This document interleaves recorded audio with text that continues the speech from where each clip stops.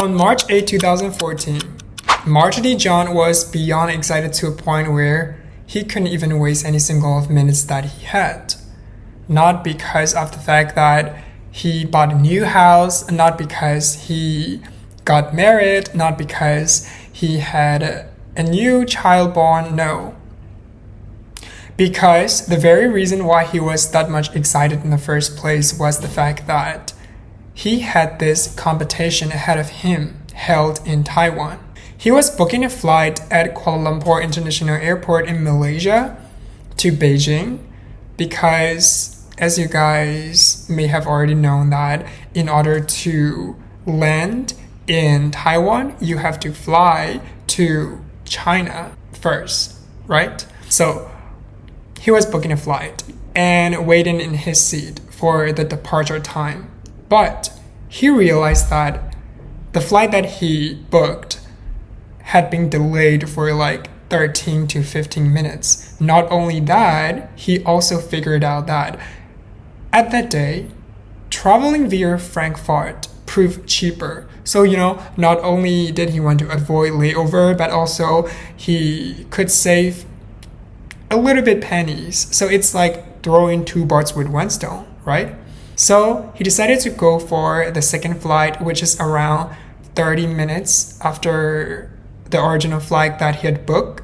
That's very less decision that he swapped his original flight with the second one, saved his entire life, and he was very beyond grateful for his decision. That is because the original flight that he had booked was none other than the Malaysian airline MH370, which vanished in the vast expanse of Southern Indian Ocean after takeoff. So we're going to be covering the disappearance of MH370 in this video.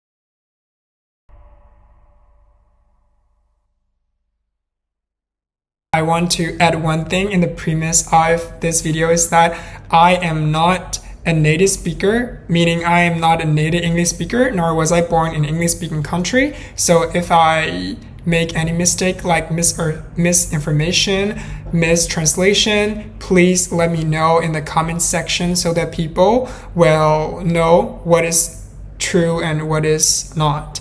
And the primary purpose of creating this video by me and me alone is the fact that this video will somehow, hopefully, encourage authorities and people in charge to restart search on the disappearance of the aircraft. So I will stop rambling. Okay, let's get started. Sarah was more than happy to meet her soulmate, Philip. And they have already met in China, Beijing, because they were both Americans, both were working in China, Philip working as an employee at this particular IT company, whereas Sarah was working as an economic teacher at British school in China. So they have got a solid future ahead of them because they have got this instant spark between one another. And Sarah even commented that she has never felt that way to anybody else except for Philip. So they have this bright future to plan and to start to refresh their mind.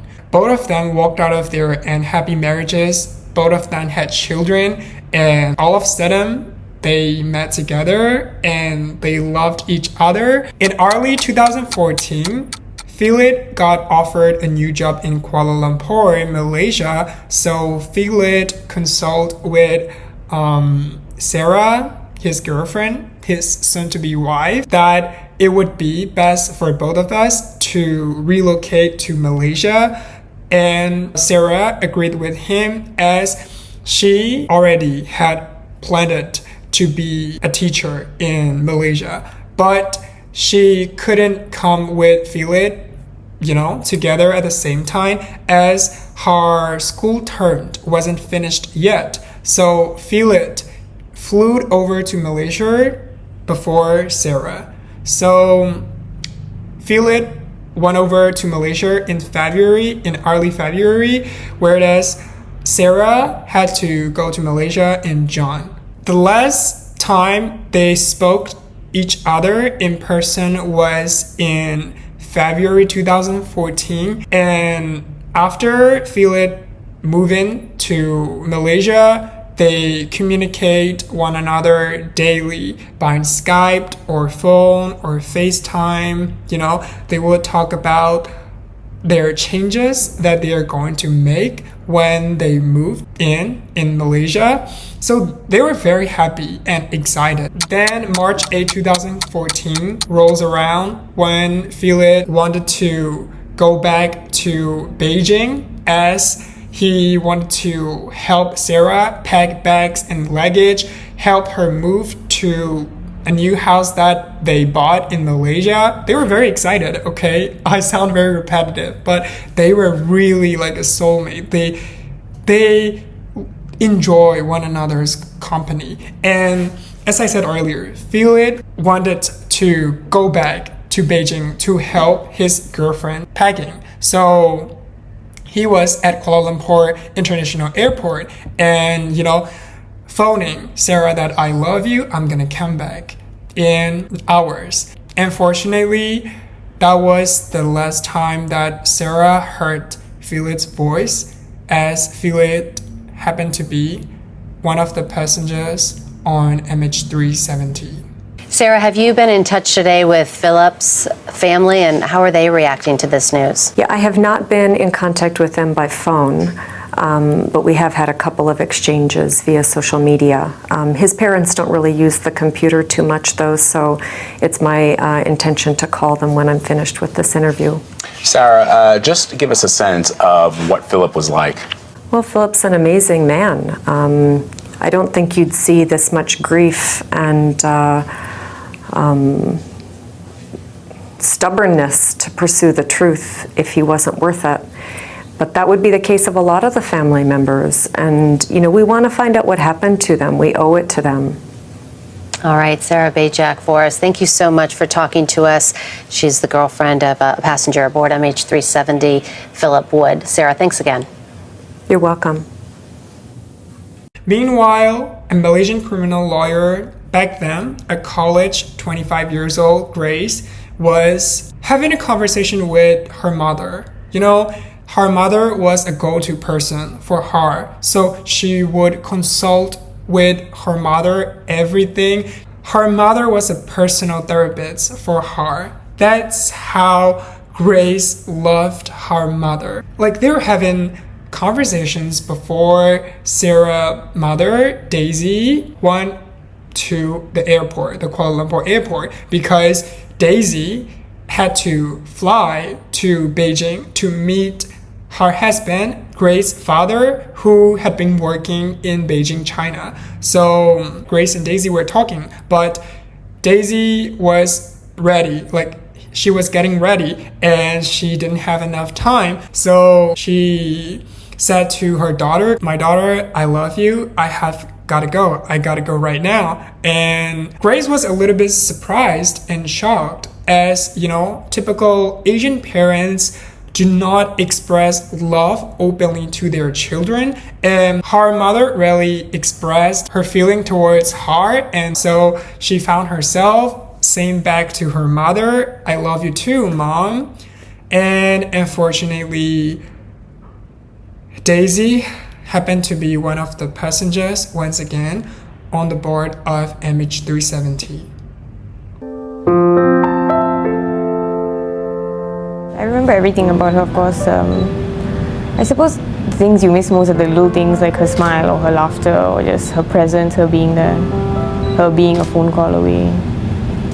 To put it mildly, she was my everything. She was my go-to person. She was my counselor. She was my pillar of strength. She was everything. She devoted her entire life to giving us the best of everything.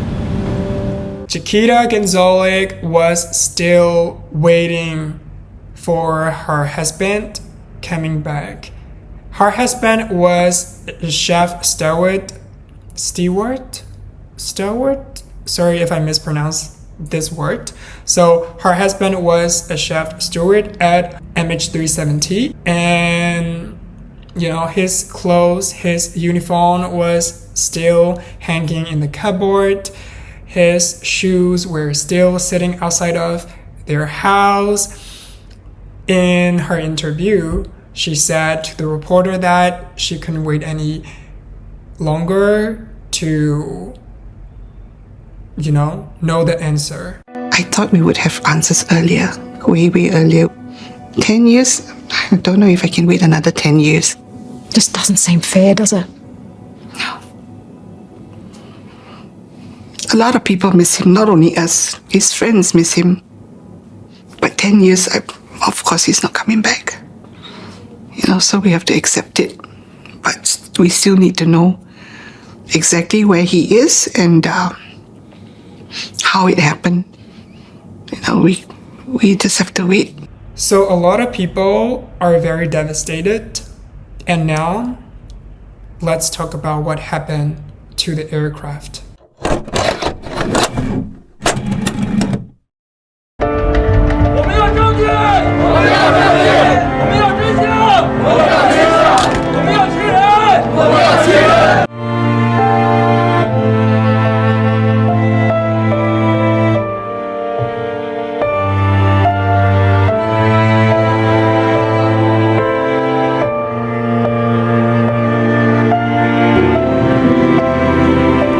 Of MH370 brought people from all faiths and all walks of life closer together 10 years ago, united in grief and standing in solidarity with the victims. Durian. So it's this one-liners that he gives that you will never forget. When he's at home, he's a man of few words. But when he does this, you can't forget it. Every day has been equally painful. Just the fact that it's been one calendar year, the 365th day since it's happened, it doesn't change anything. I am just sad in general, so that could be why I'm unemotional and dead. I suppose a large part of me has just died. 9 people on board. MH370. Flight 370. Flight MH370. This yielded more questions than answers. We were baffled by looking at it's just simple. On this particular aircraft, if you're going.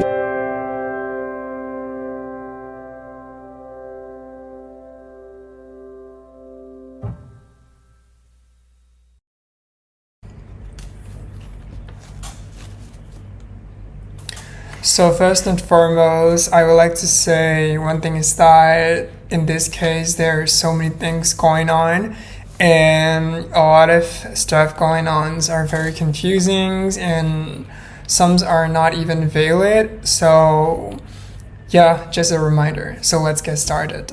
So there is a plane model by the name of Boeing 77.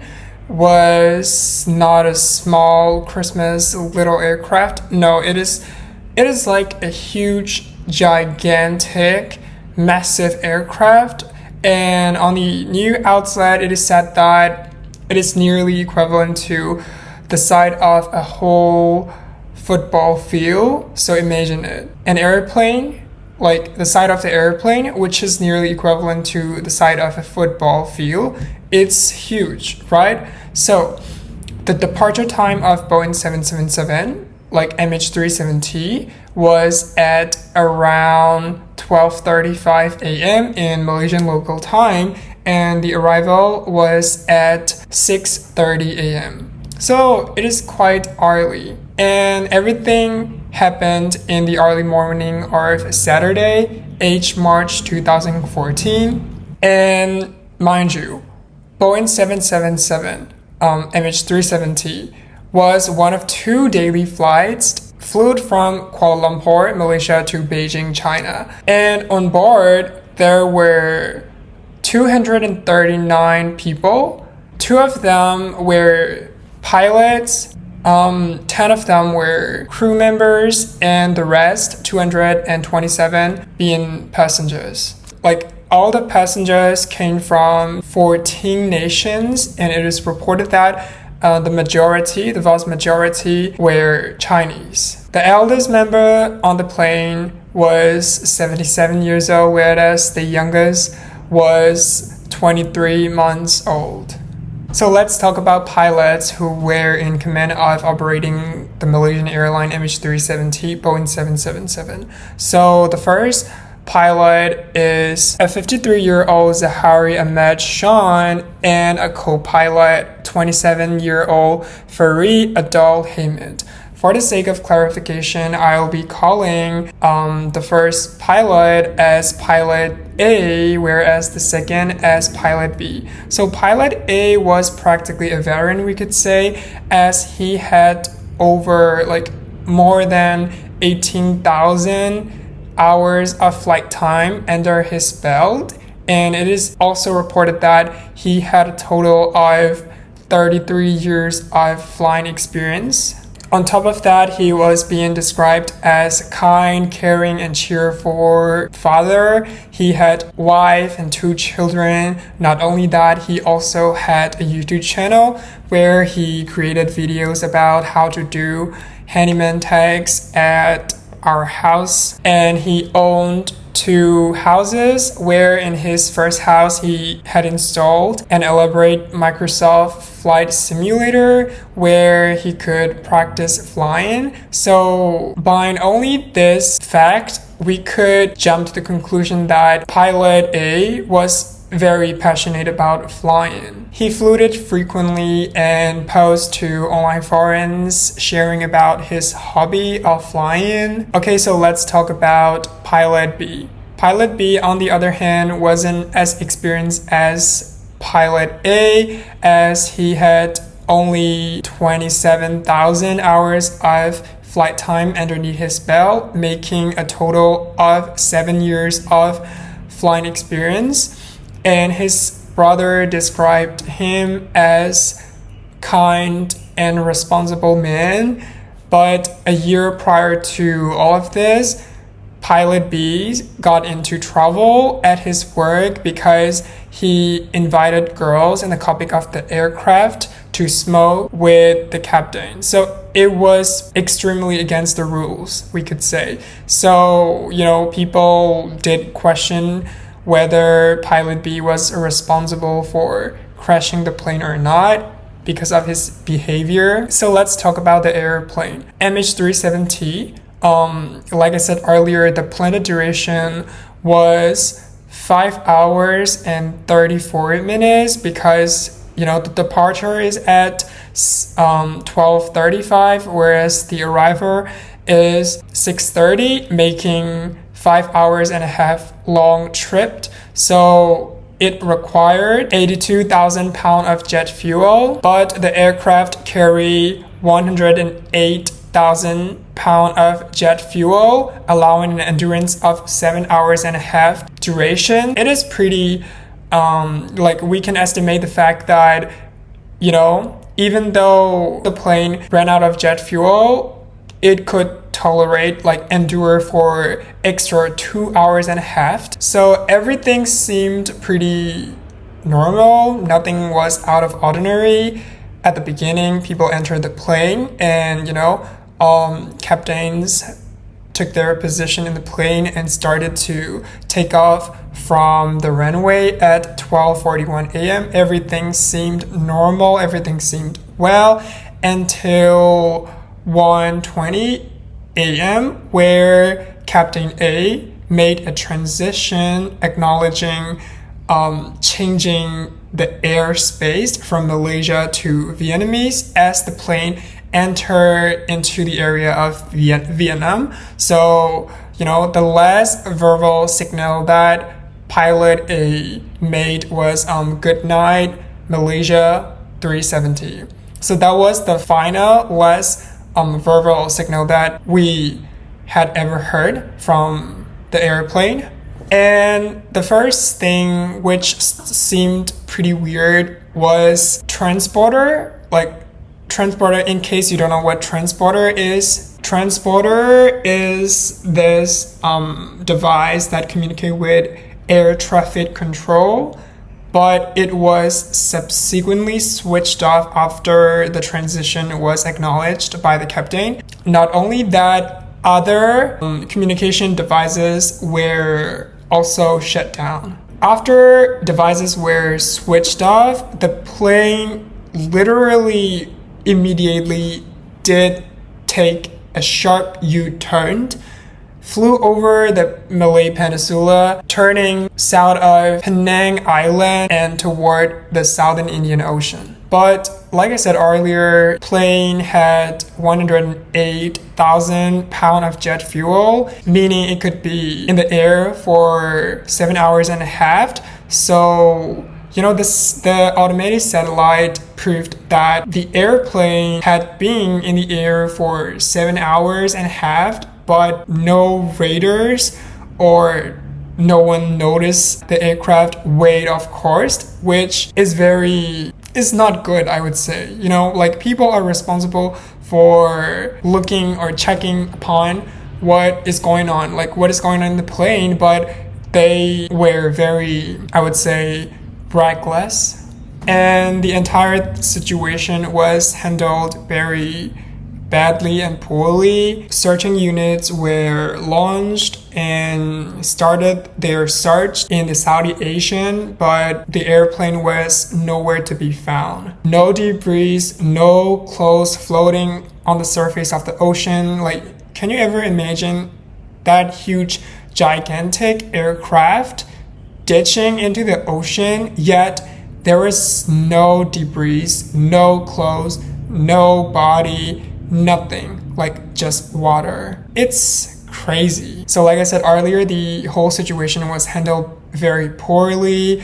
The Malaysian airline even released false information about the aircraft. Apparently, military aircraft control saw the airplane weighed off course but didn't do anything about that because they said it was friendly, which means they didn't see it, the plane, as a threat to them, so they didn't bother whether the plane took off course or not, which is very crazy, guys.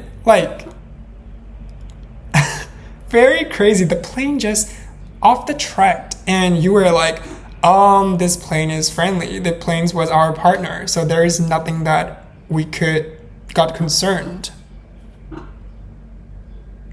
Very insane, guys. A lot of search effort were made, but yet again, there was nowhere to be found. Nothing was ever found in the ocean, not on the coast near the ocean, not on the surface of the ocean.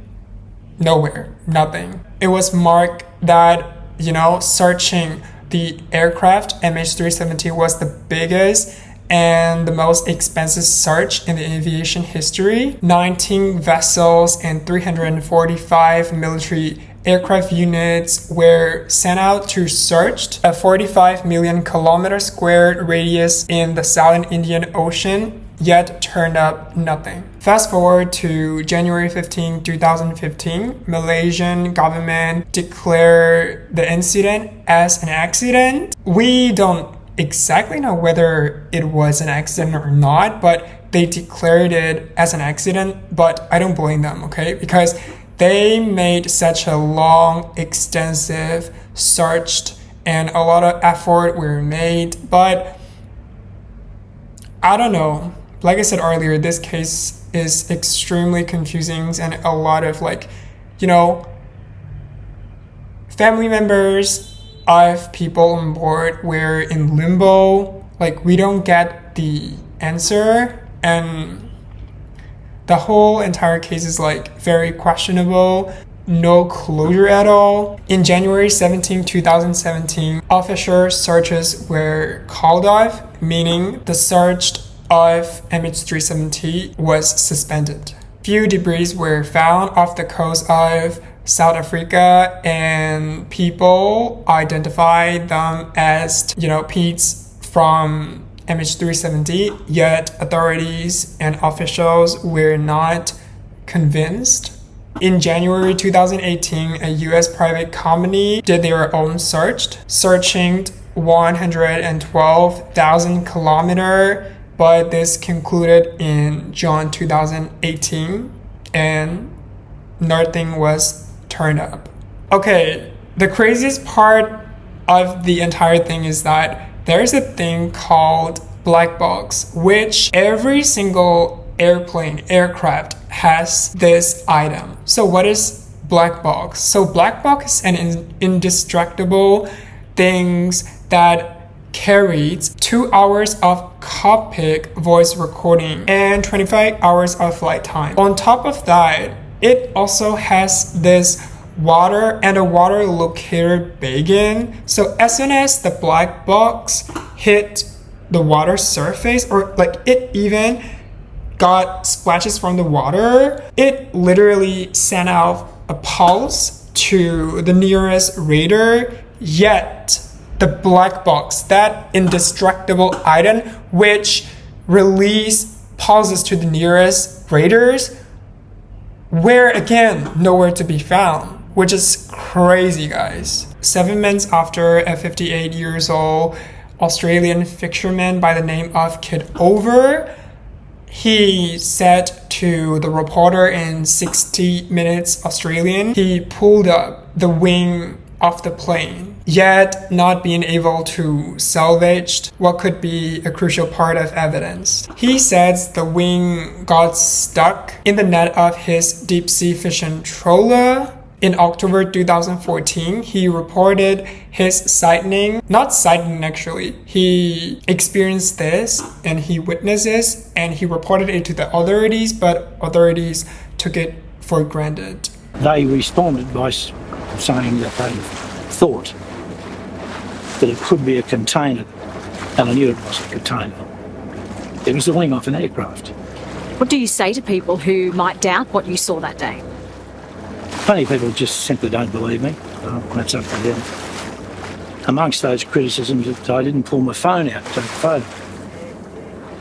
I didn't knock off for a bloody picnic halfway through either. I was busy.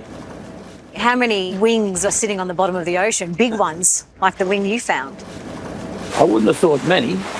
And was another part of my thinking. So search units were found, nothing, such a huge extended efforts were made, but yield no results. So it was very heartbreaking, yet confusing at the same time. And that is when conspiracy theories start going on. So I'm not gonna get into detail about conspiracy theories, as there are a lot of videos, news outlets, and websites that were made solely about conspiracy theories surrounding the disappearance of the MH370.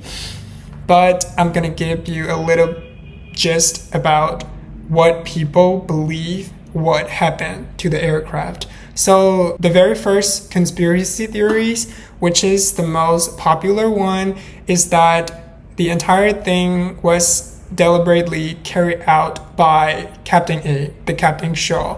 So like I said earlier, he installed his private flight simulator at his house. When investigators started to look into his simulator, they found some deleted files and flight simulator data before the entire thing happened. They found that less than a month prior to the disappearance, pilot A flew his simulator aircraft and literally took a U-turn and ditched toward the southern Indian Ocean.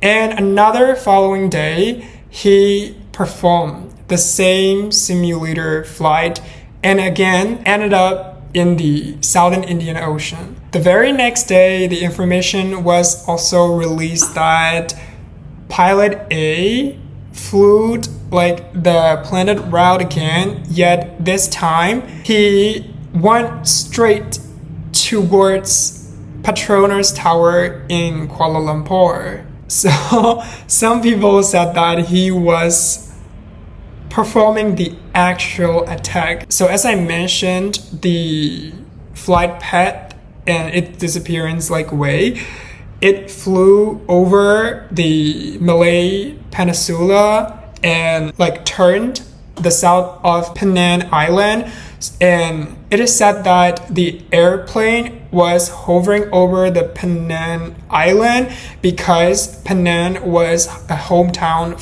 of Captain A. So some people said that he was reminiscing the final time before he deliberately ditched the aircraft into the ocean.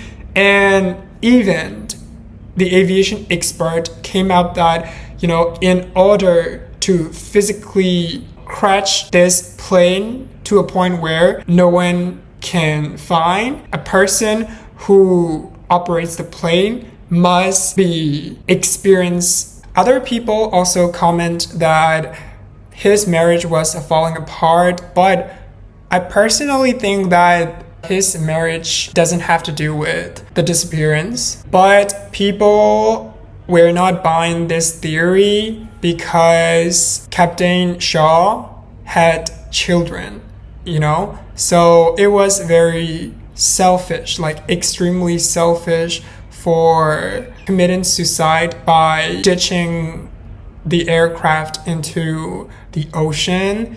And it was very disrespectful for blaming people, as we don't exactly know who was responsible for the incident. So people were pointing their fingers at the captain, yet no concrete evidence was figured out. Furthermore, his family, pilot A's family, came out that days leading up to the day of him flying MH370, he acted weird and distant and agitated. He was, frequently at his simulator. Second theory, which is widely believed by a lot of people and which is the most logical theory, Malaysia and Australian Safety Bureau even came up this theory as plausible. So the entire situation was caused by oxygen deficiency. So when you're up that height in the sky, there is not enough oxygen to breathe. So in the given time, you have to refuel oxygen, as you have oxygen tanks in the aircraft. So it is said that people were unconscious in the plane where oxygen deficiency occurred to them, and otherwise I don't know, the captain deliberately made people unconscious by causing oxygen deficiency. I don't really know. And when people were unconscious, the plane was flying on autopilot. Personally, it seems a little bit far-fetched to me, as people were unconscious and the plane was autopilot, let's say. But how did the plane take a U-turn and then hang over the Penang and ditch in the airplane?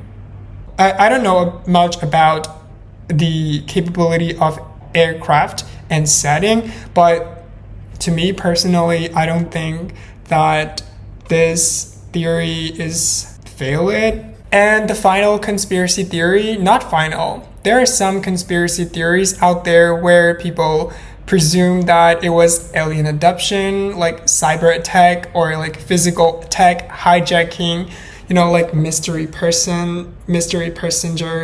The captain may have flown to the nearest island where military was based. Like, there's so many conspiracy theories, yet nothing was proven. So the final theory, like I said, it was a mystery passenger. So in this theory, it is said that there were 239 passengers, but in the real report, it was 238 passengers. And there are two irony people who stole Austrian passports and Italian passport where they were residing in Thailand. So, but I don't think that they were responsible for the crash or the disappearance, as they must have stolen passport for the immigration, their country situations. You know what I mean? So yeah, that's it. And I am very confused right now, as I genuinely, sincerely don't know what theories I have to believe. I don't know. But people, like the vast majority of people, lean towards the very first theory, as it has a lot of evidence against Pilot A. I don't know.